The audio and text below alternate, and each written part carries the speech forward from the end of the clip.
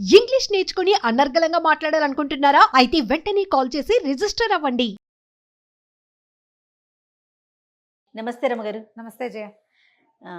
ఏదన్నా ఒక 4, 5 ఎపిసోడ్లు వచ్చేలాగా ఒక స్టోరీ ఏదన్నా చెప్తారండి? ఒకరోజు రాజు చెప్దామా? వన్ డే కింగ్, ఇవి ఇలాంటి కథలు మనకు చాలా తెలుసు. అవునవును. ఇదేంటంటే అరేబియన్ నైట్స్ నుంచి వచ్చింది కదా. ఓకే. ఖలీఫా కథలు అని చెప్పుకున్నాం కదా మనం. అవును. ఖలీఫా కథ. అవును. ఆ ఖలీఫా కథల్లోనే ఇది కూడా ఒకటి అనమాట. ఈయన పేరేంటి, హారూన్ అల్ రషీద్. ఈయన ఖలీఫా ఉన్న రోజుల్లో ఒక అబూ అల్ హసన్ అని ఒక కుర్రాడు, హసన్ అని, వీడు ఒక బ్రహ్మచారి ఊళ్ళో ఉండేవాడు, వివాహం కాల. అయితే ఇతనంటే ఒక వింతైన వాడు అనమాట. వీడు రోజు ఏం చేసేవాడు, అమ్మ అతనే, తండ్రి లేడు. ఒక రోడ్డు మీద అలా వ్యాహ్యాళికి నడుచుకుంటూ పోయి ఊళ్ళోకి వచ్చేందుకు ఒక వంతెన ఉండేది. ఆ ఊర్లోకి రావడానికి బాగ్దాద్ నగరంలో ఆ చివరి వైపు నుంచునేవాడు. ఎవరైనా ఊళ్ళోకి వస్తున్న వాళ్ళల్లోంచి ఒక ఆయన్ని సెలెక్ట్ చేసుకునేవాడు, అతిథిగా తన ఇంటికి తీసుకుపోయేవాడు. శుభ్రంగా వాళ్ళకి బాగా తినిపించి రుచికరమైన పదార్థాలు మరి బాగా తాగిచ్చి తెల్లవారు పంపించేసేవాడు. తెల్లవారు వాళ్ళు రాత్రే వెళ్ళిపోయేవాళ్ళు. ఆతిథ్యం ఇచ్చేవాడు. ఓకే. ఒకసారి ఆతిథ్యం ఇచ్చిన వాడికి రెండోసారి ఆతిథ్యం ఇచ్చేవాడు కాదు. వాళ్ళు ఎవరో తెలియనట్టుగా కూడా మొహం పెట్టేవాడు. ఆ ఒకరోజు ఎంత మనసిచ్చి ఉండేవాడో వాళ్ళతోటి, ఎంతో ప్రేమగా అతిథుల్ని అత్యద్భుతంగా చూసుకునేవాడు. ఒకసారి ఆతిథ్యం ఇచ్చిన వాడికి రెండోసారి ఇవ్వడు, అది వాడి సిద్ధాంతం. ఓకే. అయితే ఏమైంది, ఆ కాలంలో ఖలీఫాట దేశాన్ని, ఊరిని చూసుకోవడానికి బాగ్దాద్ నగరం అంతా తిరిగేవాడు. నెలకు 1 రోజో 2 రోజులో ఉంటుంది ఆ ప్రోగ్రాం. ఆయన ఒక బానిసని వెంట పెట్టుకుని ఏదో ఒక వర్తకుడి వేషమో, ఏదో సాలవాడి వేషమో, ఏదో ఒక వేషం వేసుకుని తిరుగుతూ ఉండేవాడు. ఓకే. ఆ రోజున ఏమైంది, మోసల్ వర్తకుడు, మోసల్ అనేది ఒక ఊరు, ఆ మోసల్ నుంచి వచ్చే వర్తకులు విశేషంగా బాగ్దాద్ నగరానికి వచ్చేవాళ్ళు. ఒక మోసల్ వర్తకుడు, ఆ మోసల్ నుంచి వచ్చే వాళ్ళ డ్రెస్సింగ్ అది వేరేగా ఉంటుంది. కొన్ని మనకు తెలుస్తాయి చూడు, కొన్ని ఉంటాయి. మరాఠీ వాళ్ళని మనం గుర్తుపడతాం, వాళ్ళ క్యాప్ పంచెలు వాటితో అట్లా. ఈ మోసల్ వర్తకుడి వేషంలో ఈయన ఖలీఫా వస్తున్నాడు ఊళ్ళోకి. వస్తుంటే ఇతను చూశాడు. ఆయన వెనకాల ఒక దీర్ఘకాయుడుగా ఉన్న ఒక బానిస కూడా సహాయంగా ఉన్నాడు. ఆయనతో పాటు, రాజుగారితో పాటు వచ్చాడనమాట, ఖలీఫాతో పాటు. ఇతను నమస్కారం అని పలకరించాడు. వ్యాపారం పని మీద వస్తున్నారా, ఈ ఊళ్ళో మీకు తెలిసిన వాళ్ళు ఎవరైనా ఉన్నారా అన్నాడు. ఎవరు లేరంటే రండి రండి, మా ఇంటికి రండి, ఆతిథ్యం ఇస్తానంటే. ఇతని గురించి ఆల్రెడీ ఖలీఫా కొంచెం వినున్నాడు. ఎవరో కుర్రాడు ఇలా పై ఊళ్ళ నుంచి వచ్చే వాళ్ళకి ఆతిథ్యం ఇస్తాడు, ఒకరోజు ఆతిథ్యం, అదేమిటో తెలుసుకుందాం అనిపించింది. ఆయనకి ఏంటంటే వింత విశేషాలు, విడ్డూరమైన విషయాలు తెలుసుకోవటం ఆయనకి ఇష్టం. పైగా తనకి పొట్టచెక్కలు అయ్యేలాగా నవ్వొచ్చే సంఘటనలు కావాలి ఆయనకి. ఖలీఫాకి అట్లాంటి సరదా విడ్డూరాలన్నీ తెలుసుకోవాలని ఉంటుంది. సరే, వీడి విడ్డూరం ఏమిటో తెలుసుకుందామని తన బానిసతో పాటుగా వీళ్ళింటికి వచ్చాడు. వస్తే అడిగాడు, నువ్వు ఎందుకు ఇట్లా ఆతిథ్యం ఇస్తావు? మరి ఒకరోజు చేసిన వాళ్ళకి రెండో రోజు చేయనండి అన్నాడు. మీరు ఇవాళే నా అతిథి, రేపు మీరెవరో నేనెవరో నాకు తెలుసు అని చెప్పినా నేను ఒప్పుకోను. ఖలీఫా ఆశ్చర్యపడి, అదేమిటి, నువ్వు ఒకరోజు భోజనం పెట్టావు, తాగిచ్చావు, మాకు ఏదో మత్తు పదార్థం తాగాం, నువ్వు నేను స్నేహితులంగా. అవునండి, షార్ట్ ఫ్రెండ్షిప్, అదే నాకు ఇష్టం. ఎందుకు చెప్పు అని ఖలీఫా చాలా అతన్ని బలవంతం చేస్తే చెప్పాడు. ఏం చెప్పాడంటే, మా నాన్న చాలా సంపాదించాడండి, మనం ఈ పుట్టిన ముందుకు ప్రతిరోజు ఒక అతిథికి భోజనం పెట్టాలి, అది మా నియమం. ప్రతిరోజు ఎవరో ఒకళ్ళకి. నాకు బోళ్ళంత మంది స్నేహితులు ఉండేవాళ్ళు. అయితే మా నాన్న చాలా ఆస్తి ఇచ్చి మరణించాడు, నేను ఒక్కడనే పిల్లాన్ని. మరేమోను బోళ్ళంత ఆస్తి ఉంది కదా అని కొంత సగం ఆస్తిని నేను వస్తు రూపంలోకి మార్చేశాను. పెద్ద ఇల్లు, ఇంట్లోకి సామాన్లు అన్నీ కొన్నా, ఇల్లంతా గ్రాండ్గా అలంకరించా. మిగిలిన డబ్బులన్నీ నేను డబ్బులుగా ఉంచుకుని స్నేహితులతో చాలా జల్సాలు చేశాను. చాలా సరదాగా రోజు కొత్త కొత్త చోట్లకి వాళ్ళని తీసుకెళ్ళా, కొత్త ఆహార పదార్థాలు పెట్టించి అక్రమంగా నా డబ్బంతా అయిపోయింది. డబ్బు అయిపోయాక ఇంకా నా స్నేహితులు, నాతో పాటు తిన్న వాళ్ళంతా కూడా ఒక్కడు కూడా నాతో ఫ్రెండ్లీగా లేడు. నేను కనపడితే నా ఆతిథ్యం తీసుకోవడానికి కూడా వాళ్ళు నేను డబ్బు అడుగుతానేమోనని పారిపోవటం మొదలుపెట్టారు. చాలాసార్లు ఇలా అయ్యిందండి. నాకు అర్థమైంది, స్నేహాలు ఏవి సరైనవి కాదు. చిన్నప్పటి నుంచి నాతో స్నేహితులుగా ఉండి నేను పెట్టింది తిని, నేను ఎక్కడికి పిలిస్తే అక్కడికి వచ్చి ఎంజాయ్ చేసిన వాళ్ళు ఎవ్వరూ నా స్నేహాన్ని నిలబెట్టుకోలేం. అందుకని ఈ సుదీర్ఘ స్నేహాల కంటే షార్ట్ ఫ్రెండ్షిప్స్, చిన్న స్నేహాలు మంచిదని నాకు అర్థమైంది. ఆ తర్వాత ఏదో వ్యాపారం చిన్నది చేసుకుంటున్నాను అనుకోండి, నా వ్యాపారం నేను చేసుకుంటున్నా, పెద్దది కాదు, డబ్బంతా పోగొట్టుకున్నా కదా, అందుకని నాకు ఆతిథ్యం ఇవ్వడం నా నియమం. మనకి ఇలాంటి కథలు చాలా కనపడతాయి. అవునవును. రోజు ఆతిథ్యం ఇస్తారు వాళ్ళు. అందుకని నేనేం చేస్తా, ఇక్కడ నుంచుని ఈ వర్తకులు వ్యాపారాలకి పై ఊరు వాళ్ళు వచ్చారు, వాళ్ళని పట్టుకెళ్తా, తోచినంతలో. శుభ్రంగా పెడతా భోజనం. వాళ్ళు ఏదైనా మత్తు పదార్థం, వాళ్ళకి ఏ పానీయం ఇష్టమైతే ఆ పానీయం తాగిస్తా. బాగుంది. వాళ్ళ దారిని వాళ్ళు వెళ్ళిపోతారు. నేను మళ్ళీ వాళ్ళతో ఫ్రెండ్షిప్ చేయను. నాకు ఈ షార్ట్ టర్మ్ ఫ్రెండ్షిప్పే నాకు చాలా నచ్చింది. ఇది నా నియమం. బాగుందిగా. ఇల్లు చేరారు. అక్కడి నుంచి వాళ్ళ అమ్మ చక్కగా రుచికరమైన మంచి పదార్థాలు చాలా బాగా వండింది, బాతు మాంసాలు అవి ఇవి. కూర్చుని శుభ్రంగా తిన్నారు. ఈ దీర్ఘకాయుడిగా ఉన్న బానిసను కూడా మేపారు. ఆడ పక్కన కూర్చుని ఉన్నాడు. అక్కడి నుంచి ఆయన అన్నాడు, వర్తకుడు, మోసాల వర్తకుడు రూపంలో ఉన్నాడు కదా ఖలీఫా, నువ్వు ఇంత బాగా భోజనం పెట్టావు, నీకేం కావాలో అడుగు. ఖలీఫాలాగా అడుగుతున్నాను అనుకోకు, ఖలీఫాని కాకపోయినా ఖలీఫా అంత వాడినే నేను. ఓకే. నీకు ఏది కావాలో అది నేను చేస్తా అంటే, అబ్బెబ్బే నాకేం లేవండి అన్నాడు. ఆయన ఇంకా ఇంకా ఇంకా ఇంకా అడుగుతుంటే ఏమన్నాడు, నాకు కూడా ఒక కోరిక ఉందండి, ఒక పిచ్చి కోరిక అనుకోండి. ఖలీఫా కనుక కుదిరితే నన్ను ఒక్కరోజు ఖలీఫా చేయమని అడుగుతా. అప్పుడు ఏం చేస్తానంటే, ఇప్పుడు ఈ మొత్తం బాగ్దాద్ నగరాన్ని 4 భాగాలుగా విభజించారు. 4 భాగాలకి 4 అధిపతులు ఉంటారు, నగరాధిపతులు. 4 ముక్కలు చేశారు. ఒక్కో ముక్కకి ఒక నగరాధిపతి ఉంటాడు. మా ప్రాంతానికి వచ్చే నగరాధిపతి పరమ దుర్మార్గుడు. నగరాధిపతులు మంచి వాళ్ళు అయితేనే నగరం బాగుంటుంది. వీడు ఏం చేస్తాడంటే, జనాల తాలూకు లూప్ హోల్స్ పట్టుకుంటాడు, వాళ్ళని బెదిరించి డబ్బు గుంచుతాడు. వీళ్ళ దగ్గర ఒక పేడిమూతివాడు ఒకడు, ఇంకోడు, 2 ఉన్నారు.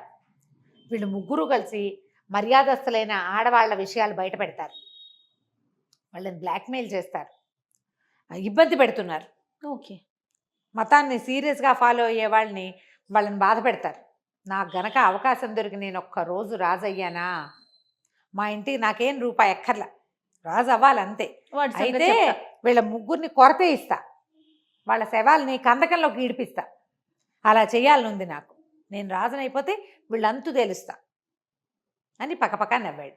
నవ్వి, మీరు భలేవారు, నేను ఏదో చెప్పా, ఇంకా నయం, ఈ పిచ్చి ప్రేలాపన ఎవరికి చెప్పకండి అన్నాడు. అన్నాక ఇద్దరు కలిసి కూర్చుని ద్రాక్షారసం తాగటం మొదలుపెట్టారు. తాగుతుంటే ఏం చెప్పాడంటే, మీరు కనుక మెలకొచ్చి వెళ్దామనిపిస్తే వెళ్ళిపోండి బయటికి, మీ దారిని మీరు. వాకిలి తలుపు వేయటం మాత్రం మర్చిపోబోకండి, తలుపేసేసి వెళ్ళిపోండి, మీ బానిసని తీసుకుని మీ దారిని మీరు అన్నాడు. బానిస కనిపెట్టు కూర్చున్నాడు. ఖలీఫా తాగుతున్నారు, ఈ అబూ హసన్ కూడా తాగటం మొదలుపెట్టాడు. ఇద్దరు కలిసి తాగుతుంటే ఈయన ఏం చేశాడు, మధ్యలో అతను చూడకుండా అతని పానీయంలో ఒక మత్తు పదార్థం కలిపేశారు ఖలీఫా. హసన్ కాస్త ఆ పానీయం తాగేసి ఒళ్ళెరక్కుండా పడిపోయాడు.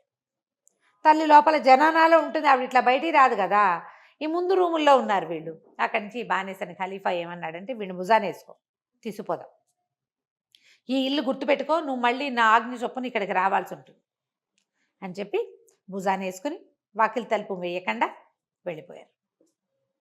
వాళ్ళ అమ్మ ఏమనుకుందంటే, పిల్లాడు తెగదాగేసి వాళ్ళతో కలిసి పోయాడు, తలుపు వేయకుండా పోయాడు అనుకుంది.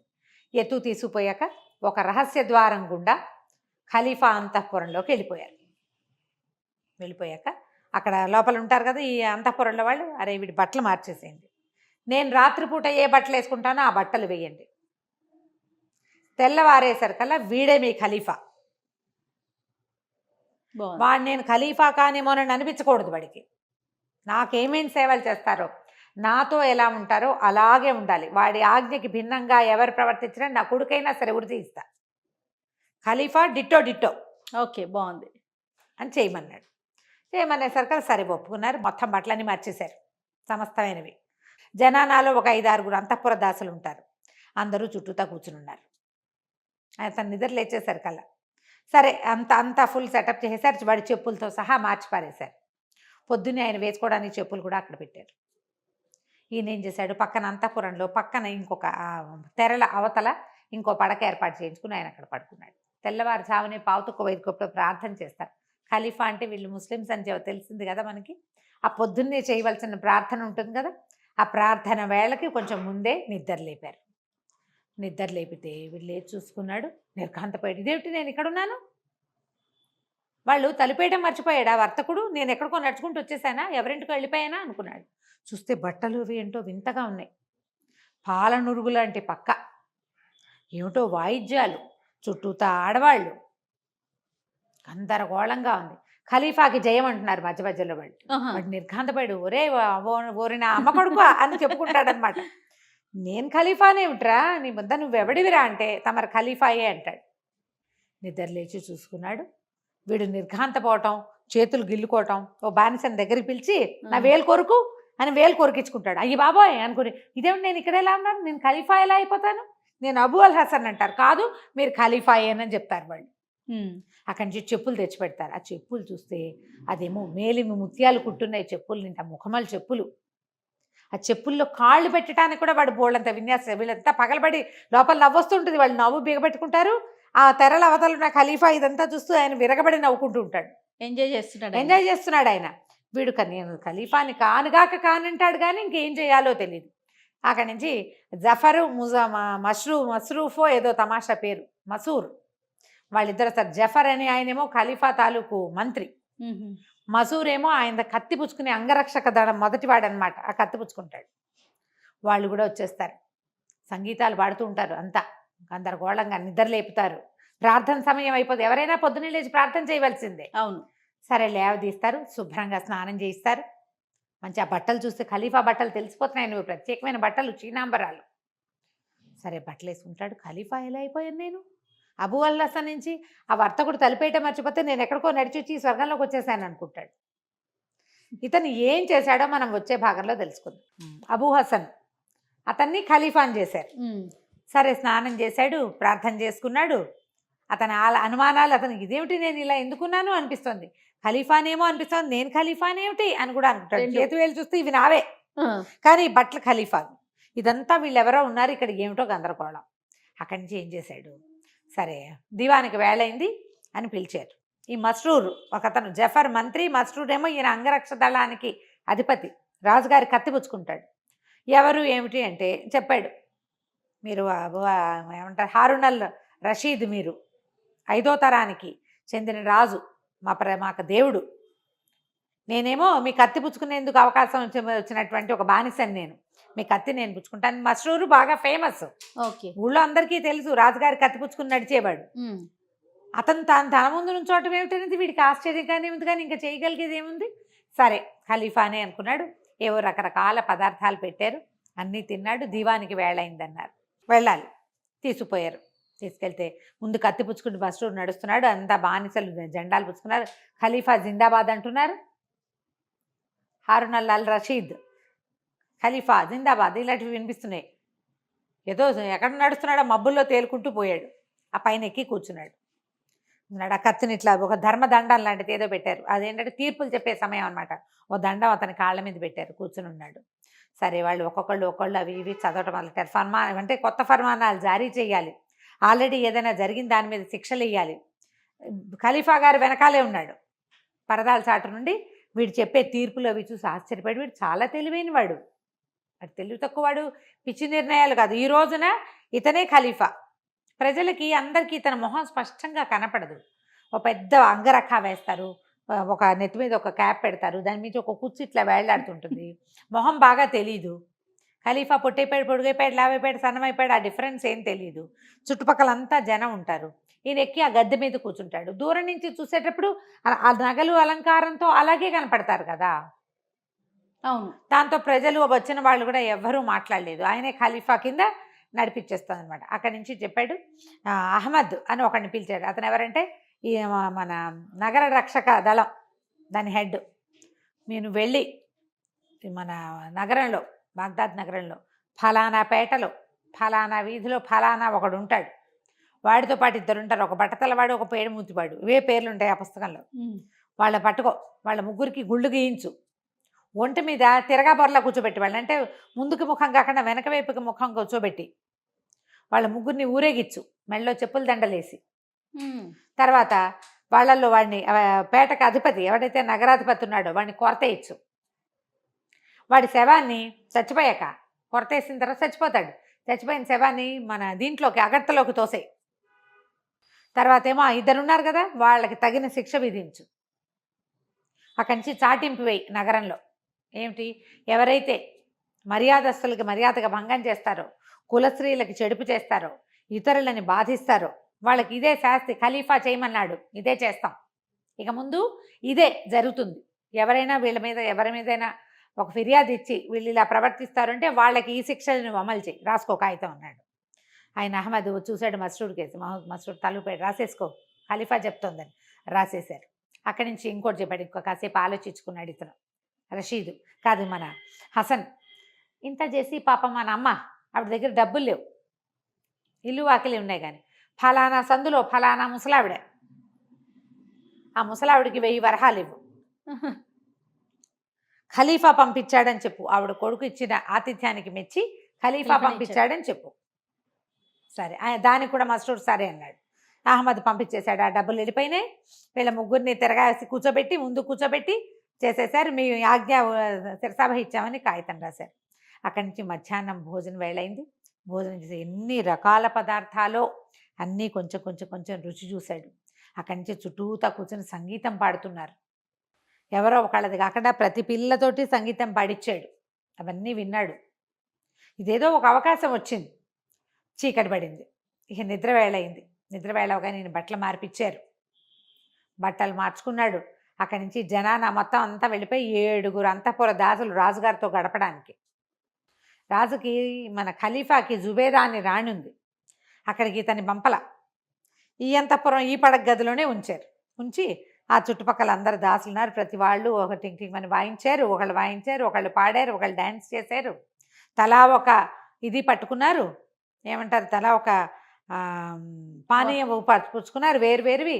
అందరి దగ్గర నుంచి తలా కొంచెం పానీయము పుచ్చుకుని రుచి చూశాడు. అందరి సంగీతాలు విన్నాడు. నేను ఖలీఫాని అయిపోయాను అని అనుకుని చాలా గాఢంగా ఊపిరి పీలుస్తూ మెల్లిగా నిద్రకి ఉపక్రమించాడు. ఎప్పుడైతే నిద్రపోయాడో ఈ పదార్థాలన్నీ ఇతనికి పానీయాలు ఇచ్చారుగా, అందులో ఒక పానీయంలో మత్తుమందు కలిపేశారు. తాగేసి పడుకున్నాడు. అర్ధరాత్రి అవగానే ఖలీఫా మళ్ళీ ఉత్తర్వులు ఇచ్చారు, వీడి బట్టలు మార్చేయండి. వీడిని తీసిపోయి ఒక భారీ కాయుడైన బానిస ఎత్తుకొచ్చాడు కదా, అరే తీసిపోయి ఆడ పడుకోబెట్టు, వాళ్ళ ఇంట్లో పడుకోబెట్టేసి రమ్మన్నాడు. వీడేం చేశాడు, అర్ధరాత్రి వెళ్ళి వాళ్ళ ఇంట్లో పడుకోబెట్టేసి వచ్చేసాడు. వచ్చేసరికల్లా ఇతనికి తెల్లవారింది. నిద్ర లేచాడు. పొద్దున్న ఎవరు నిద్ర లేపట్లేదు, సంగీతం లేదు, బట్టలు తన పాత గుడ్డలు, తన పాత మంచం, పాత పరుపు, ఇంట్లో బూజులు వెళ్ళాడుకుంటూ పిచ్చి ఇల్లు. లేదు చూసేసరికల్లా ఎవరక్కడ అన్నాడు. గన్నా, నాకు పానీయం అందేశారు. గన్నా లేదు, పొన్నా లేదు. నిర్ఘాంతపోయాడు. నేను ఖలీఫా అని అన్నాడు. వాళ్ళ అమ్మ వచ్చింది లోపలికి. ఎక్కడికి పోయి వచ్చి పడుకున్నావురా రాత్రి అంటుంది. నేను ఎక్కడికి పోవటం ఏంటి, నేను ఖలీఫా అల్ రషీద్ని చెప్తున్నాడు. ఆ పేరు హారూన్ అల్ రషీద్, నేను ఖలీఫా అని అన్నాడు. అనగానే అమ్మ నువ్వు నీదుంపదగా అవేం వాగుడురా, ఎవరైనా వింటే పరువు పోతుంది, జైల్లో పడిపోతావు, పిచ్చివాగుడు బాకంటేస్తే ఎవతే ముసల్దానా నువ్వు అంటాడు వాళ్ళ అమ్మని. ఎవరు ఏమిటి అంటే ఎంతసేపు నేను ఖలీఫా అని అంటాడు. వాళ్ళమ్మ ఒరే తాగేసావా, ఏం తాగేవురా, ఇలాంటి పిచ్చివాగుళ్ళు బాగుతున్నావు, చుట్టుపక్కల వాళ్ళు ఎవరైనా నేనే రాజుని, నేనే ఖలీఫా నేను అన్న మాటలు విన్నారంటే రాజభట్లకు చెప్తే మెత్తగా తంతారా, నిన్ను పిచ్చాసుపత్రిలో పడేస్తారా అంటే నువ్వే పిచ్చిదానివి. నిన్న రోజంతా నేను ఖలీఫాగా ఉన్నా, నేను ఫలానా ఆజ్ఞలు వేశానంటే అవును రోయ్, మన నగరాధిపతి ఉన్నాడు కదా ఈ పక్కన, మన పక్క నగరాన్ని చేసేవాడు, వాడిని వాడి 2 సేవకుల్ని గుళ్ళు కొరిగిచ్చారు, చెప్పులు దండేసి ఒంటి మీద వెనక్కి తిరిగి కూర్చోబెట్టి ఊరేగిచ్చారు, వాడిని కొరతేశారట. వీళ్ళిద్దరికి 400 కొరడా దెబ్బలు వేయమన్నాడు ఈయన మొదట. 400 కొరడా దెబ్బలు తగిలి చచ్చి పడున్నారు. వాళ్ళిద్దరు చచ్చలేదు, చచ్చేలాగా ఉన్నారు. వాడేమో చచ్చిపోయాడు. అనగానే నిర్ఘాంతపెట్టి అదేంటి నేను వేసిన శిక్ష, అది నే కదా ఆ శిక్ష వేసింది, నువ్వేటివేట్రా నీ బొంద తాగి పడుకున్నావు నువ్వు అంటుంది వాళ్ళమ్మ. కాదు నేనే వేశానంటాడు. అంతలో గుర్తొచ్చింది, ఖలీఫా అంటే గుర్తొచ్చింది. నిన్న ఖలీఫా పంపించమన్నారని 1000 నాణాలు ఇచ్చారంటే హాత్తేరిక నేనే నీకు పంపించాలి, అయితే నువ్వెవతే ముసల్దానివి, ఖలీఫాకి ఎలా తెలుసు, నువ్వు మా అమ్మవి కాబట్టి, నేను ఖలీఫాగా ఉన్నాను కాబట్టి నేను పంపించాను. ఆవిడ నిర్ఘాంతిపోయింది. ఏం చేయాలో అర్థం కాదు. వీడి పిచ్చెక్కిపోతున్నాడు. నా పాదరక్షలు ఏమంటాడు, నా బట్టలు ఏమంటాడు, ఈ పిచ్చిగుడ్డలు ఏమిటంటాడు, ఈ మంచం ఏమిటంటాడు. ఆవిడికి లాభం లేదు అని చెప్పి కేకలు పెట్టి నా పిల్లాడికి పిచ్చి, వీడి మాటలు వింటే ఎవరైనా వీడిని జైల్లో వేయిస్తారు, వీడికి పిచ్చని మనమే చెప్పామనుకో గొడవపోతుందని కేకలు పెట్టి చుట్టుపక్కల ముసలి దాన్ని కొట్టాడు కూడా వాడు. నేను ఖలీఫాని అంతే, నన్ను చెంపలు వాయిట్ చేశాడు. కేకలు పెట్టి నా పిల్లాడికి పిచ్చకపోయింది అంతే. వారా వీరా అందరు చేరే నీకేమొచ్చిందిరా మాయరోగం, మీ అమ్మని కొట్టడం ఏమిట్రా, ఎంతో బాగా చూసుకుంది పాపం, తాగేసి పడుకుని ఇలా పిచ్చి ప్రాలపన వెళ్తున్నావు అంటే ఆ శిక్షలు ఖలీఫా వేసిన శిక్షలు నేనే వేశానంటే ఒప్పుకుంటారా? పైగా ఖలీఫాని దేవుడి బిడ్డగా భావిస్తారు వాళ్ళు, భగవంతుడి తాలూకు ఏమన్నా దూత అంశగా భావిస్తారు. అక్కడి నుంచి కొత్తగా నగరాధిపతిగా వచ్చిన వాడు ఓ 2-3 పిచ్చి డాక్టర్లను, పిచ్చి కుదిర్చే డాక్టర్లను వెంబడి పెట్టుకొచ్చారు. లోపలికి వచ్చారు. వాడిని ఎన్నిసార్లు ప్రశ్నించినా నేనే ఖలీఫాని, నేను ఉంగరం పెట్టుకున్నాను, నేను గాజులు వేసుకున్నాను, నేను చెప్పులు వేసుకున్నాను అంటాడు. వాళ్ళు అన్నారు, వాళ్ళు ఏం చేశారంటే తీసిపోయి వీళ్ళకు ఆ ఊళ్ళో ఒక పిచ్చాసుపత్రి అయితే చిత్తభ్రమ కలిగిన వాళ్ళని వేసేది, అందులో తీసిపోయి పిచ్చెక్కినట్టు చావుగొట్టు వదిలిపెట్టారు. అయ్యయ్యో, కొడితే కానీ వాడు మత్తు దిగదే మరి. కొట్ట నీళ్ళు పోయా, కాస్త ఒళ్ళారాక మళ్ళీ 4 దెబ్బలు కొట్టా, మళ్ళీ నీళ్ళు పోయా, పిచ్చి తగ్గించడానికి. విపరీతంగా దెబ్బలు తిన్నాడు. ఒక రోజంతా అక్కడ ఉన్నాక 2 రోజులకు వాడికి అనిపించింది నాకు కళ వచ్చింది బహుశా. కానీ కళ వచ్చింది సరే, కళ్ళలో నేను పెట్టిన ఆజ్ఞ ఎట్లా కరెక్ట్ అయింది, నేను ఇచ్చిన ఆజ్ఞ ఎట్లా 1000 నాణేలు మా ఇంటికి వచ్చినాయి, కానీ మిగిలిందంతా కళ్ళలాగానే ఉంది. సరే మెల్లిగా మనసు కుదుర్చుకున్నాడు. ముసల్దే మా అమ్మ, నేను హారూన్ అల్ రషీద్ని కాదు, అబూ అల్ హసన్ని అంతే అని మెల్లిగా కుదుర్చుకున్నాడు. సరే వాళ్ళ అమ్మకి చెప్పారు, మీ వాడికి కొంచెం పిచ్చి కుదిరిందని. వాళ్ళ అమ్మ పోయి కొడుకు దగ్గరికి వెళ్ళి, నేరా నాయన అంటే, అమ్మ నన్ను క్షమించిపోయి, ఏమిటో నాకు అలా కళ్ళు వచ్చింది అంతేను, సరే పద ఇంటికి వెళ్ళిపోదామన్నాడు. ఇంటికి తీసుకొచ్చింది. నెల పట్టింది వాడు తేరుకోవటానికి. ఒక రోజున మళ్ళీ వెళ్ళి వంతెన దగ్గర నుంచున్నాడు. వీడి కర్మానికి మళ్ళీ ఖలీఫా తిరిగే రోజు వచ్చింది. ఆయన తిరుగుతాడు కదా నెలకు 1-2 సార్లు. ఆయన దూరం నుంచి వస్తున్నాడు. వస్తుంటే వీడు గుర్తుపట్టేశాడు. వీడు ఒకసారి ఆతిథ్యం ఇచ్చిన వాళ్ళని గుర్తుపడతాడు కదా, కానీ వాళ్ళ జోలికి వెళ్ళడు. ఆయనేమో వీడికేసే చూస్తున్నాడు, వీడు అటు చూస్తున్నాడు, ఇది చూస్తున్నాడు, ఇక్కడ చూస్తున్నాడు అనమాట. అయితే తెముడా బాగున్నావా అని పలకరించాడు. ఆయన సంతోషంగా పలకరించాడు. పలకరించిన ఎవరో నాకు తెలియదు అన్నాడు. అదేమిటి నాకు ఆతిథ్యం ఇచ్చితివి, మరి నీకు మనసులో కోరిక కూడా నాకు చెప్పావు కదా, ఖలీఫా కావాలనుకుంటున్నానని. అనంగానే విడిపోయింది. అమ్మా వీడొచ్చిన రోజే నాకు ఇలా అయింది. అర్థమైంది. తను తలుపేయకుండా వెళ్ళిపోయాడు. నేను ఎక్కడికో వెళ్ళిపోయా, వాకిలి తలుపేయలా, నేను ఎక్కడికో నడిచి వెళ్ళిపోయా, నాకేదో జరిగింది, వీళ్ళ వల్లే జరిగింది అని ఇంకా నేను ఆతిథ్యం ఇవ్వనన్నాడు. ఆయన బతిమలాడాడు ఖలీఫా. బతిమలాడి పదే అడిగాడు, కాదు నీ ఆతిథ్యం నాకెంతో నచ్చింది, నీతో స్నేహం నాకెంతో నచ్చింది, నేను చాలా సంతోషించాను, మీ ఇంట్లో తీసుకెళ్ళున్నానంటే, నేను నిన్ను తీసుకెళ్ళిన తర్వాత నా పరిస్థితి ఏమైందో తెలుసా, నేను ఎందుకు అనుకున్నానో తెలీదు, నేను ఖలీఫా అయిపోయాను అనుకున్నాను, నా పిచ్చి పోగొట్టడానికి నన్ను ఎన్ని దెబ్బలు కొట్టారో తెలుసా అని చొక్కా అయితే చూపిస్తే ఖలీఫాకి చాలా కష్టం వేసి కంట్లో అన్నిటికీ నవ్వు వస్తుంది, ఆయనకి దుఃఖం వచ్చింది. అయ్యో నేను చేసిన పని వల్ల వీడు ఇన్ని దెబ్బలు తిన్నాడే వృధాగా, నాకు అంత సంతోషాన్ని ఆనందాన్ని ఇచ్చాడు. పైగా వాడు చేసిన దివాన్లో ఆ రోజు చేసిన అన్ని ఫర్మానాలు చాలా మంచివి, వీడు తెలివైన వాడు, వీడికి ఈ పరిస్థితి రాకూడదు. చాలా బాధేసింది. బతిమిలాడాడు, నన్ను తీసుకెళ్ళవా, మీ ఇంటికి తీసుకెళ్ళవా అని బతిమిలాడితే, తన అలవాటుకి భిన్నంగా తన వ్రతాన్ని వదిలిపెట్టుకుని ఆ మోసల్ వర్తకుడి వేషంలో ఉన్న ఖలీఫాని మళ్ళీ తన ఇంటికి తీసుకుపోయాడు. ఇంటికి తీసుకెళ్ళాడు. వాళ్ళమ్మ రుచికరమైన పదార్థాలు చేసి పెట్టింది, మళ్ళీ చక్కగా తిన్నారు. ఈయన మళ్ళీ ద్రాక్షారసంలో మత్తుమందు కలిపేశాడు. కలిపేసేసి వాడికి ఇచ్చేసాడు. తాగేసి పడిపోయాడు. మళ్ళీ హసన్ పడిపోగానే ఈయన బానిసని వీడిని ఎత్తుకుని పదరా వెళ్దామన్నాడు. వాడిని తీసుకుపోయారు. తీసుకుని వెళ్ళారు. తీసుకెళ్ళి అంటే అప్పుడు చెప్పాడనమాట, నీకు పెళ్లి చేసుకోవాలని లేదా, అది లేదా ఇది లేదా అని అడిగాడు. ఎందుకు చేసుకోవాలని లేదు, పెళ్లి చేసుకోవాలని ఉంది, కాకపోతే ఏంటంటే నాకు ఇలా పిచ్చిగా వీళ్ళని చేసుకోవాలని లేదు, బాగా నాలాగానే మంచి ఊహలు, చక్కగా కవిత్వం, నాకేంటి తినడము, తాగటము, అతిథులతోటి కాలక్షేపం చేయటము, కవిత్వం రాసుకోవటము, సంగీతం వినటం అలాంటివి ఇష్టం. అలాంటి టేస్ట్ ఉన్న వాళ్ళనైతేనే చేసుకుంటా. ఏదో ఇళ్లలో ఉండి ఎంతసేపు ఏడ్చి గందరగోళం చేసి అది కావాలి ఇది కావాలి పీడిచ్చేవాళ్ళు, వాళ్ళతో నాకు కుదరదంటాడు. సరే నేం చేశాడు, ఎత్తుకొని పదమని ఈసారి రహస్య ద్వారం గుండా కాకుండా రాచమార్గం గుండానే ఈ హసన్ని తీసుకుని బానిసతో సహా ఖలీఫా రాజభవనం అంతఃపురంలోకి తీసుకుపోయాడు. పడుకోబెట్టారు, బట్టలు మార్చేశారు. మళ్ళీ తెల్లారగానే గుంపంతా తయారు. ఈసారి జఫర్ కూడా వచ్చేసాడు, మంత్రి గారు కూడా. ఓకే. అందరూ వచ్చారు. ప్రార్థనకు వేళైంది, నిద్ర లేవండి అని. ఈయన పక్కన ఇంకొక గదిలో పడుకున్నాడు. వీడు లేవగానే వచ్చింది మళ్ళీ కల, వాడు అనుకుంటున్నాడు అనమాట. మళ్ళా వచ్చింది, ఒరే హసన్, మీ అమ్మ కొడక, నువ్వు రాజువు కాదురా, నీకు మళ్ళీ కల వచ్చిందిరా, ఈసారి ఏం తన్నులు తినబోతావో నువ్వు. వాడికి వెంటనే తట్టిందనమాట, ఇది మళ్ళీ జరిగింది. కాకపోతే వాడికి ఊహ వచ్చింది. మోసల్ వర్తకుడు మొదటిసారి వచ్చినప్పుడు నేను అక్కడికి వెళ్ళా, ఇక్కడికి వచ్చా.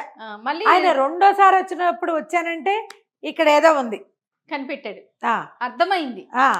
ఊహించాడు. నేను ఈ చెప్పులు వేసుకోను, నేను ఈ బట్టలు వేసుకోను అన్నాడు. ప్రార్థనైనా చేయమన్నారు. వాళ్ళందరికీ నవ్వొచ్చింది. చుట్టూతో 7 అమ్మాయిలు ఉన్నారు కదా, ఈ 7 అమ్మాయిల్లో ఒక అమ్మాయి గన్న, వాడికి నచ్చింది. ఓహో. ఆ గన్న చాలా బాగుంది, చక్కగా సంగీతం పాడుతుంది, దాని మొహం దాని కళ్ళు అన్నీ నచ్చినాయి. వాళ్ళందరూ ద్రాక్షారసం పోసిచ్చారు. పొద్దున్నే ద్రాక్షరసం తాగి స్నానం చేయాలన్నమాట. ఇక్కడ ఏం జరుగుతోందని నాకు అర్థమైపోయింది అని ప్రకటించాడు. ఓకే. ప్రకటించగానే ఖలీఫాకి తెలిసిందనమాట, వీడికి అర్థమైందని. వాడు ఊహించేశాడు అని. సరే, అక్కడి నుంచి ఆయన బయటకు వచ్చి కావలించుకున్నాడు. నా వల్ల నువ్వు దెబ్బలు తిన్నావు, నిన్ను సంతోష పెట్టేందుకు ఏది కావాలంటే అది చేస్తాను నేను అన్నాడు. ఏం చేయమంటాడో మనం వచ్చే భాగంలో విందాం. హసన్కి తెలిసింది కదా ఇది జరిగింది అని. ఖలీఫా కూడా ఒప్పుకున్నారు, చాలా సంతోషించారు. నీ చేష్టలు ఆయనకి ఏంటంటే అట్లా విచిత్రంగా జరిగే వ్యవహారాలు, విడ్డూరపు విషయాల మీద ఆసక్తి. ఓకే. అందుకని చేశాడు ఈ పని.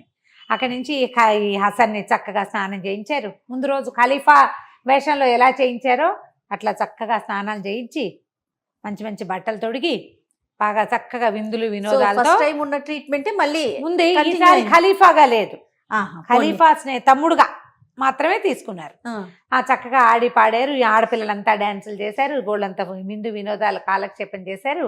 అయితే ఈయన ఏమన్నాడు, నీ దగ్గర డబ్బులు లేవు, నువ్వేం చేస్తావు, విందు వినోదాల్లో కాలక్షేపం చేసి రోజుకొక అతిథికి ఆతిథ్యం ఇస్తావు, నెలకి 10,000 దినారాలు నీకు వచ్చేలాగా ఏర్పాటు చేస్తా. అబ్బా సూపర్. మీ ఇంటికి డబ్బులు వచ్చేస్తాయి, నువ్వు రోజు వచ్చి నన్ను ఆనందింపచేయి, కబుర్లు చెప్పు నాతోటి, ఓకే, నీ ఆతిథ్యాలు వ్యవహారాలు నువ్వు చేసుకో అని చెప్పాడు. చెప్పి దాంతో పాటు ఏం చేశాడంటే, ఆవిడ అంతఃపురంలో కూడా తిరగచ్చు. రాణి జుబేదా ఆవిడ పేరు, మహారాణి పేరు. ఆ జుబేదా మందిరంలో కూడా ఈ హసను యథేచ్ఛగా లోపలికి వెళ్ళిపోయేవాడు. ఓకే. శుభ్రంగా అన్ని చోట్లకి తిరిగేవాడు, వాళ్ళతో వీళ్ళతో కబుర్లు చెప్పుకునేవాడు, ఎవరి దగ్గర ఏదో ఒకటి సరదా కోతి వేషాలు వేసేవాడు. ఖలీఫా దగ్గర ఆయనతో పాటు సభకి దివాన్కి వెళ్ళేవాడు. ఆ రాణి దగ్గర రాణి కలిసినప్పుడు, ఖలీఫా జుబేదా కలిసినప్పుడు కూడా హాయిగా వాళ్ళ దగ్గరికి వెళ్ళిపోయి కబుర్లు చెప్పేవాడు. అసలు ఎంత స్వతంత్రంగానో ఉండేవాడు. డబ్బులు వచ్చేస్తున్నాయి, హాయిమని ఉన్నాడు. అయితే ఏమైంది, ఓసారి జుబేదా ఏమైందంటే, రాణిగారు కుర్రాడు బ్రహ్మచారి, వాడికి ఇంకా పెళ్లి కాలేదు, వాళ్ళ అమ్మ ముసలిది, వాడికి ఇంటికి ఆడదిక్కొకటి కావాలి కదా, మరి ఆలోచించి వాడికి ఒక పెళ్లి చెయ్యి అని రాజుగారికి చెప్పింది. ఈయన అన్నాడు, నమ్మును నేను ఇదివరకు మాట్లాడినప్పుడు నీకు చక్కటి పెళ్ళని చూసి పెళ్లి చేస్తానన్నాను, సరే పెళ్లి చేద్దాం అనుకుని ఏమనుకున్నారు, ఈ తమ దగ్గర బోళ్ళంతమంది బానిసలు ఉంటారు. ఈ బానిసలు అంటే వీళ్ళు పనిచేసేవాళ్ళు అని కాదు, వీళ్ళు కొంటారు. ఓకే. అప్పట్లో ఏమిటో ఈ కథల్లో అన్ని బానిసలు కొనడాలు కథలు బాగా కనపడతాయి. ఆడబానిసలు పనులు చేసే బానిసలు ఉంటారు, సహాయంగా ఊరికే పక్కన ఉండేవాళ్ళు, తోడు ఉండేవాళ్ళు, వాళ్ళ వెనకాల పడి ఉండటమే అనమాట. వీళ్ళు పెళ్ళిళ్ళు అవి కూడా చేసేస్తారు. బానిసకి పెళ్లి చేస్తే దాని మొగుడు కూడా ఇంకో రకం. వీళ్ళ దగ్గర ఉన్న సైనికులు ఎవరికైనా చేస్తే ఈ బానిసని వాడికి ఇచ్చేసి సంతోషంగా ఇచ్చేసేవాళ్ళు. ఇక అమ్మాయి వీళ్ళ దగ్గరికి రావక్కర్లేదు, దాని కాపురం అది చేసుకోవచ్చు. అట్లాంటి కథలు బోల్డ్ కనపడతాయి. ఓకే. అయితే ఈ బోల్డ్ ఎంతమంది బానిస పిల్లలు ఉన్నారు, అందరూ ఆడపిల్లలు అందమైన వాళ్ళు. వీడికి ఎవరికైనా నచ్చితే ఆ పిల్లనిచ్చి వాడికి పెళ్లి చేద్దాం అని ఆలోచించారు. ఇవి వాళ్ళ సొంత జాతుల్లో కూడా వాళ్ళు కూడా ఉంటారు ఈ బానిసలుగా. తల్లిదండ్రి పెంచలేక అమ్మేసుకున్నవి, పిల్లల్ని ఎక్కడి నుంచైనా ఎత్తుకొచ్చేసి అమ్మేసేవాళ్ళు, అలాంటివి కనిపిస్తాయి. ఓకే. ఈ కథల్లో చాలా ఉంటాయి. మా నాన్నకి 14 మంది పిల్లలు, అందులో మమ్మల్ని 5గురు నమ్మేశాడు, అలాంటి కథలు కూడా కొన్ని కనిపిస్తాయి. అందరూ ఆడపిల్లలే పుడితే వాళ్ళ నాన్న 5గురు నమ్మేశాడు, 5గురిని పెళ్లి చేశాడు, ఓ 2 దగ్గర ఉంచుకున్నాడు, అలాంటి కథలు చెప్తారనమాట. అయితే ఏమైంది, సరే ఇతను వచ్చేసరికి, హసన్ వచ్చేసరికి మొత్తం ఒక నాట్యం గ్రూప్ ఒకటి ఏర్పరిస్తే అంతా కూర్చుని కబుర్లు చెప్పుకుంటుంటే అడిగాడు రాజు, ఖలీఫా అడిగాడు అనమాట, ఏరా అబ్బాయి పెళ్లి చేసుకుంటావా నువ్వంటే, ఎందుకు చేసుకోనండి పెళ్లి చేసుకుంటాను అన్నాడు. ఎట్లాంటి పిల్ల కావాలరా నీకు, అందమైన పిల్ల కావాలంటే అది అందమైనదే కాదండి, నాకు హాయిగా తింటాం చక్కగా రుచికరంగా, చక్కటి ద్రాక్ష సవం తాగటం, విందు వినోదాలతో కాలక్షేపం చేయటం, ఆ తర్వాత అతిథి పూజ, తర్వాత కవిత్వం, చక్కగా సంగీతం విని కవిత్వాలు రాసుకుని ఒక కొత్త పాట కట్టి దానికి మ్యూజిక్ చేయించి అవంటే ఇష్టం. ఇలా ఇష్టం ఉన్న పిల్లని ఎవరినైనా చేసుకుంటా. రిక్వైర్మెంట్స్ అయితే చాలానే ఉన్నాయి. చాలానే ఉన్నాయి. అంతేగాని ఇళ్లలో ఉండి ఎంతసేపు అది తీసుకురా ఇది తీసుకురా, పప్పు కావాలి ఉప్పు కావాలి నగలు కావాలి నాణ్యాలు కావాలి, ఈ వ్యవహారం పడదండి మనకి. ఓకే. అలా వాళ్ళు కాదు, ఇలా వాళ్ళు కావాలి. ఇద్దరు సరదాగా కాలక్షేపం చేసే వాళ్ళు కావాలి. ఉన్నదాంతోటే ఉంటాం. అదేదో కావాలి ఇదేదో కావాలి అనకూడదు. పిల్లలు కావాలి వెంట వెంటనే పిల్లలకి అంటూ ఉండాలి, అలా అది కూడా పనికిరాదు. ఓహో. ఒక మన జాతిలో పుట్టినవాడు ఎన్నిసార్లు నమాజ్ చేయాలో అన్నిసార్లు నమాజ్ చేసుకోవాలి, అది నియమం. అతిథిని పూజించాలి, అది నియమం. దానం చేయాలి, నియమం. ఆ 3 నియమాలు తప్పకుండా ఇలా సరదాగా ఉండాలి అనేసరికల్లా సరే ఈయన అన్నాడు, ఈ పిల్లల్లో ఎవరినైనా ఒక పిల్లని చేసుకుంటావా, అలాంటి పిల్ల ఎవరైనా ఉందా జుబేదా అని అడిగాడు. లేకేమి 5-6 ఉన్నారని ఒక 5-6 పిలిచింది పేర్లు పెట్టి, గన్నా జన్నా బొన్నా అలా పిలిచింది. వరుసగా ఒక 5 ఆడపిల్లలు వచ్చారు. వీళ్ళ 5 సంగీతం వచ్చు, కవిత్వం వచ్చు, బుద్ధిమంతులు, చక్కగా నమాజ్ చేసుకుంటారు అని చెప్పేసరికల్లా ఆ 5 ఆ గన్నా ఒకటి ఉంది, వీటికి ఇష్టం అమ్మాయి అంటే. ఆ పిల్ల బాగుంటుంది కానీ ఆ పేరు చెప్పలా. గన్నా కావాలని అడిగితే ఖలీఫా ఆయనకి ఎప్పుడు తిక్క తీరుతుందో తెలీదు, ఎందుకు వచ్చింది. అయితే ఆయన ఏమన్నాడు, సరే ఒక్కొక్క పిల్లకేసి చూసి ఇది బాగుందా ఇది బాగుందా ఇది బాగుందా అని అడిగాడు. ఆ గన్నాన్ని చూసేటప్పుడు వీడి మొహం వెలిగింది. ఆయనకి పట్టుకున్నాడు. భార్యాభర్త ఇద్దరు గమనించారు. ఏమే గన్నా వీడిని పెళ్లి చేసుకున్నట్టు మీరు ఇస్తామంటే ఇవ్వండి అని చెప్పింది.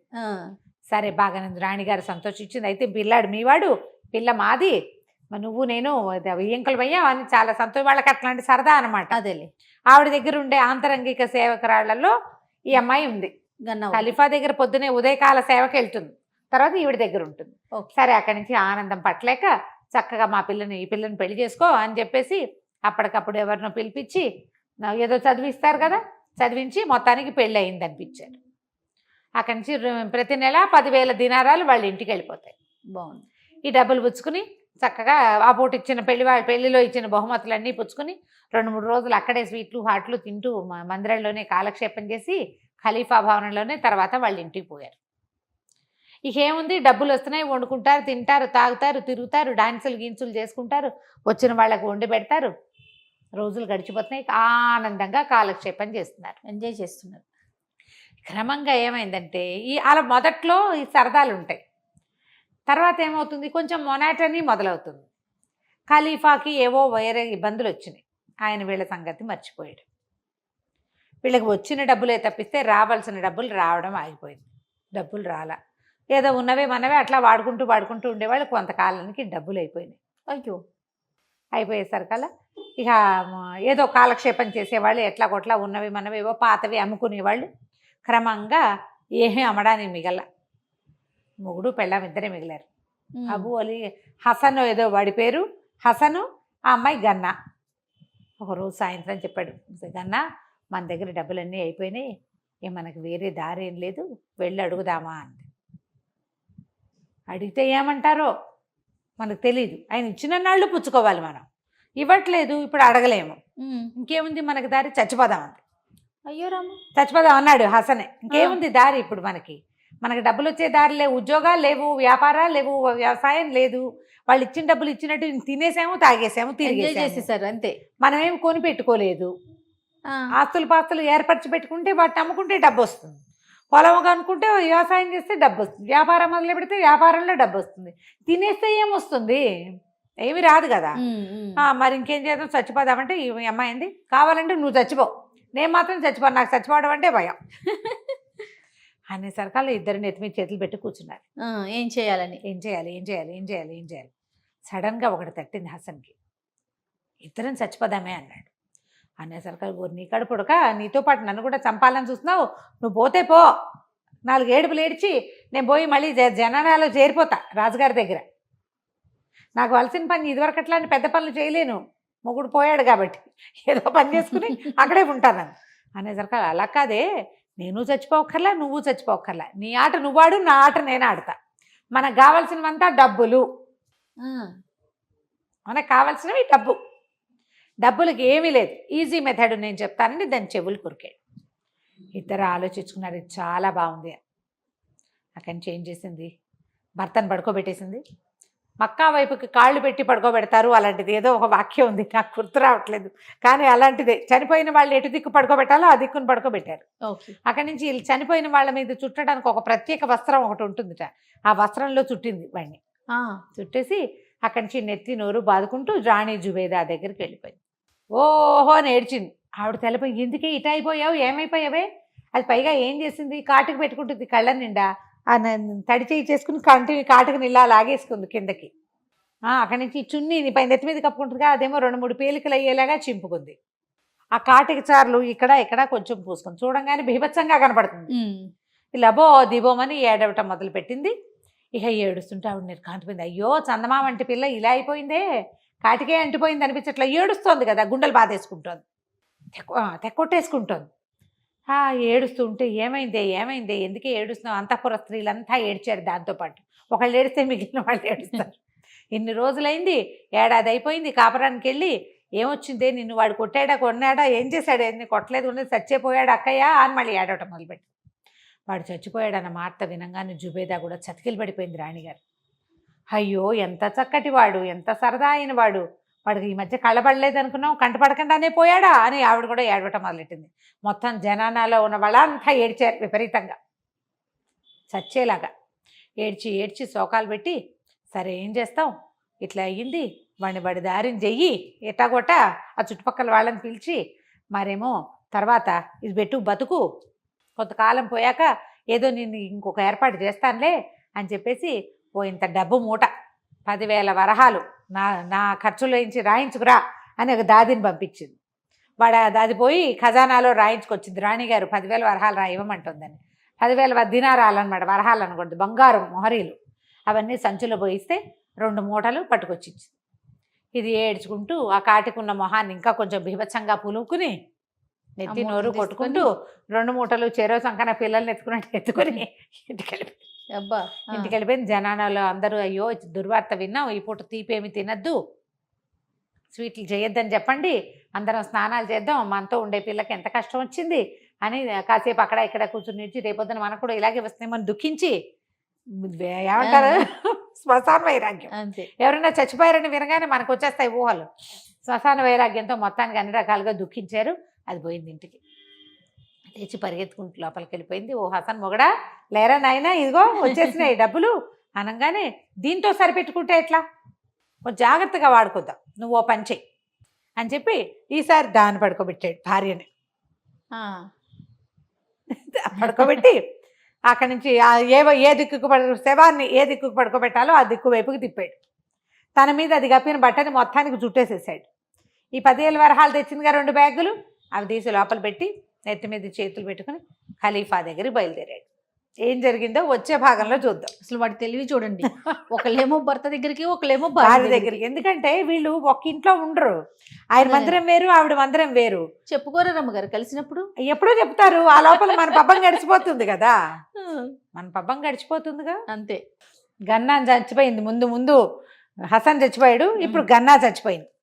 వీడు ఏం చేశాడు, భార్యని దక్షిణ దిక్కు వైపు తలకాయ పెట్టి అలా పడుకోబెట్టేసి ఆ బట్టను దానికి చుట్టేసి తీసుకెళ్ళాడు. అక్కడి నుంచి తీసుకెళ్ళాలా, ఇంట్లో ఎవరైనా వచ్చి చూస్తే చచ్చిపోయిందని సాక్ష్యానికి, ఓహోహో సాక్ష్యం కోసం అక్కడి నుంచి వంటింటికి వెళ్ళి 2-3 ఉల్లిపాయలు ఉంటే ఉల్లిపాయలు కసకస కోసి ఆ రసం వల్ల కళ్ళలోంచి నీళ్లు గారుతుండగా జుట్టు అడ్డదిడ్డంగా పీక్కుని, మెళ్ళ ఉండాల్సిన పూసల పేరుని సగం తెంపేసుకుని, చొక్కా అడ్డదిడ్డంగా లాక్కుని, తర్వాత వాళ్ళ ఆవిడవే కాటిక మరకలు 2 జుబ్బాకి పూసుకుని నానా గందరగోళం చేసి మొత్తానికి ఆడాళ్ళు అయితే ఏడుపు కొట్టు మొహాలు కనపడతాయి, మొగాళ్ళ మొహాలు ఎలా కనపడతాయి. అవును. అక్కడి నుంచి తూలుతూ వెళ్ళిపోయాడు ఖలీఫా దగ్గరికి. ఆయన ఏదో మంచి మాట్లాడుకుంటున్నాడు, చాలా ఇంపార్టెంట్ టాపిక్. వాడి లోపల రాగానే, హసన్ రారా అని, అదేమిటి అలా ఉన్నావు అన్నాడు. అనగానే ఖలీఫా అని బేరమని ఏడ్చాడు. కాంతపోయాడు, ఏమైపోయింది ఏమిట్రా నాయన అలా ఎందుకున్నావంటే, ఇక ఏడ్చాడు. ఖలీఫా దివాన్ నుంచి దిగేసేసి పరిగెత్తుకుంటూ వచ్చి వాడిని కావలించుకుని యథాశక్తి వీడు ఏం చేశాడంటే 2 ఉల్లిపాయ ముక్కలు జేబులో కూడా వేసుకొచ్చుకున్నాడు. దాని వాసన రాకుండా సెంటు కొట్టుకున్నాడు. ఆ ఉల్లిపాయని ఇలా అంటుంటే కళ్ళు మండుతున్నాయి, మరి లేకపోతే నీళ్ళు ఎలా వస్తాయి. అక్కడి నుంచి ఇక ఏడవటం మొదలుపెట్టారు. గన్నావో వెళ్ళిపోయిందో, చచ్చిపోయిందో, నన్ను వదిలేసి వెళ్ళిపోయిందో, నా బతుకు ఇలాగైపోయిందో, వైద్యానికి ఎంత ఖర్చు పెట్టానో అయినా సరే దక్కలేదు, డబ్బు పోయింది, పిల్ల పోయింది, నా బతుకు ఇలా అయిపోయింది, నువ్వు నన్ను ఆదరించి ఎంతో చూసావు కానీ నా గన్నా దక్కలేదు అని విపరీతంగా ఏడ్చాడు. సభలో సగం మంది కన్నీరు కార్చారు. అమ్మో, ఇంటికి వెళ్ళేసరికి నా పెళ్ళాం ఉంటుందో ఉండదో అని టెన్షన్ వచ్చినాయి జనాలకి.